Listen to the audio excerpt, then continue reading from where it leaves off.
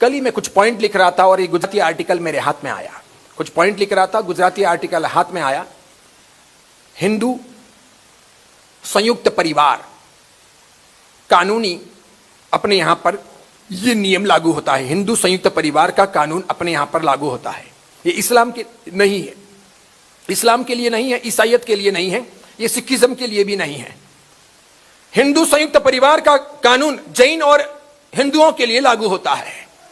इस कानून में एक बहुत जोरदार प्रावधान आ गया कि पिताजी की आधी संपत्ति पर बेटी का भी समान हक है। एक भाई और एक बहन है, तो आधी संपत्ति पर, पिताजी की आधी संपत्ति या मां की आधी संपत्ति पर बहन का भी उतना ही हक है, उतना ही अधिकार है। ठीक है, मैंने लिखा फिर पिताजी के हॉस्पिटल और माताजी के हॉस्पिटल के बिल पर भी बहन का दायित्व लगना चाहिए। पिताजी के इतने सालों की परवरिश और माताजी के इतने सालों की परवरिश पर भी बहन का अधिकार लगना चाहिए। समझ रहे हो, उसका दायित्व होना चाहिए। जब बहन पैसे लेने को तैयार हैं तो बहन को खर्चा भी देना चाहिए। कई सारे भाई ऐसे हैं कि पिताजी माताजी की पूरे खर्चे को वहन नहीं कर रहे हैं, तो बहनों को अपने घर से चेक भाई को भेजने चाहिए। अधिकार की बात कर रहे हो ना, तो इसे भी करो ना। खाली पैसे लेने के लिए करोगे, खर्चे के लिए क्या होगा? 12 मास पिताजी और माताजी को खिलाया किसने? तुमने खिलाया क्या? तुम तो ससुराल चली गई 18 साल, 19 साल, 20 साल, 21 साल की उम्र में। उसके बाद में भाई और भाभी ने खिलाया है, संभाला उन्होंने है। उनके डायबिटीज हैं तो इंसुलिन का, अन्य कुछ भी हैं तो तकलीफ, माइग्रेन की प्रॉब्लम है या अन्य कुछ हैं। ऐसी ऐसी स्थितियां भी उस भाई और भाभी की आई है कि वे 2 जने एक साथ में घर बंद करके जा नहीं सके, कि अंदर बूढ़े हैं, पापा या मम्मी हैं, तो तुम तो घर पे रहो, मैं जाता हूं, या फिर मैं रहता हूं, तू जा। समझ रहे? तब बहन कहां गई थी? ऐसा एक दिन नहीं होता है, ऐसा सैकड़ों दिन होता है। अधिकार में वे बातें भी आनी चाहिए। जब हम पैसे लेने को तैयार हैं, हुआ इस प्रकार कि एक भाई और एक बहन थे। बहन ससुराल चली गई। बहन के पास में जबरदस्त पैसा। बहन का अहमदाबाद के अंदर, बोपल के अंदर बहुत बड़ा बंगला है, जबरदस्त पैसा है बहन के पास।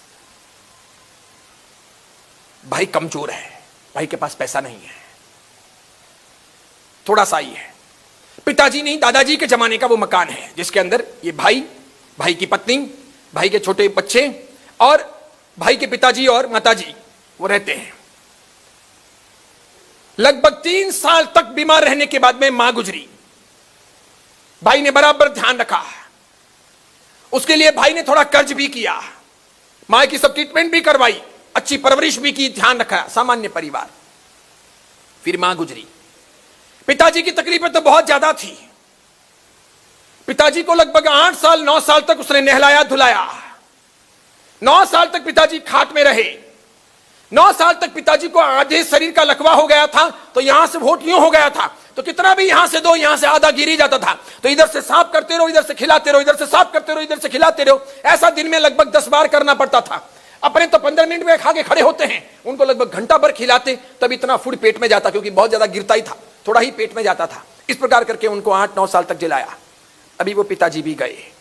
पिताजी गए और बहन ने आधा हक मांगा। भाई अभी 8-9 दिन पहले अपने पिताजी का वो घर बेच करके, अपने परिवार को लेकर के, आधा पैसा बहन को दे करके किराए के मकान में अभी शिफ्ट हुआ है।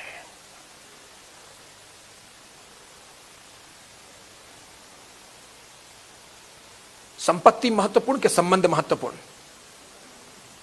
और इन दोनों के बीच में संवेदनाएं कहां हैं, फीलिंग्स कहां हैं? राखड़ी का मतलब क्या है? बहन को देना चाहिए था कि लेना चाहिए था? और बहन इतनी व्यस्त, बहन के तो क्लब की लाइफ, वो बोपल का इलाका, वो बड़ी बड़ी सहेलियां, वो लगभग 90 लाख 80 लाख की बहन की गाड़ी, उसका अलग ड्राइवर। तो कभी कभार जाते आते हाय मम्मा, हाय पापा करने आती, 10 मिनट बैठती, बातें करती, वापस रवाना।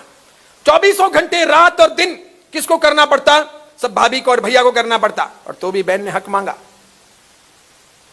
भाई ने भी मगजमारी नहीं की कि ठीक है, उसने सब कुछ बेचा, बेच के जितना पैसा आया पापा की प्रॉपर्टी का, मम्मी की प्रॉपर्टी का सब आधा बहन को दिया।